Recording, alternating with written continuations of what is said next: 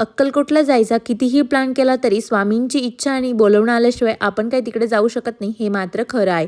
त्याच्यानंतर आज आम्ही निघालो होतो अक्कलकोटला जाण्यासाठी. तसं तर पंढरपूरला जायचं अजिबात प्लॅनमध्ये नव्हतं, पण माहिती नाही विठ्ठलाच्याच मनात असेल आम्हाला तिकडे बोलवायचं म्हणून आम्ही आधी ना पंढरपूरचं दर्शन घ्यायचं ठरवलं.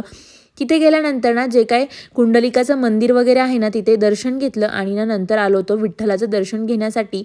आणि तिथे गेल्यानंतर आम्हाला कळालं की आपण खूप चुकीच्या दिवशी दर्शनासाठी आलेलो आहे, कारण तिथे प्रचंड अशी गर्दी होती, म्हणजे विचारायलाच नको. तुम्ही व्हिडिओमध्ये पण बघू शकता.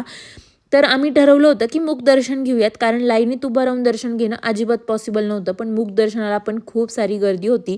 तर तिथे गेल्यानंतर ना मुख दर्शन घेतलं, पण मला अजिबात समाधान वाटलं नाही, कारण ना मी पंढरपूरमध्ये पहिल्यांदाच आले होते आणि मला अजिबात हवं तसं म्हणजे वाटलंच नाही.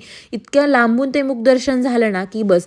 त्याच्यानंतर ना मग काय आम्ही निघालो होतो अक्कलकोटला जाण्यासाठी. आणि सेम आमच्यासोबत ना तिथे गेल्यानंतर पण आम्हाला कळालं की अक्कलकोटमधले ना सगळे भक्त निवास हॉटेल सगळं फुल होतं. माझी जी इच्छा होती ना की अक्कलकोटमध्ये राहायचं, अन्नप्रसादात प्रसाद घ्यायचा, म्हटलं आता ते कुठेतरी राहून जाणार आहे, पण योगायोगाने मला प्रसाद मिळाला. पण अक्कलकोटमध्ये काही राहता आला नाही, कारण मला पहाटेच्या आरतीला जायचं होतं. पण तिथे गेल्यानंतर ना मग काय स्वामींचं दर्शन घेतलं आणि जेव्हा दरबारामध्ये जातो ना आपण, खरंच इतकं मन भरून येतं ना, अक्षरशः माझ्या डोळ्यांमध्ये ना पाणी यायला लागलं होतं.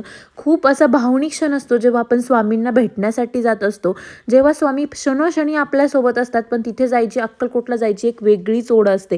तर तुम्हीही सुद्धा माझ्यासोबत रिलेट करत असाल ना तर कमेंट करून नक्की सांगा. तर भेटूया नेक्स्ट पार्टमध्ये. Thanks for watching and bye.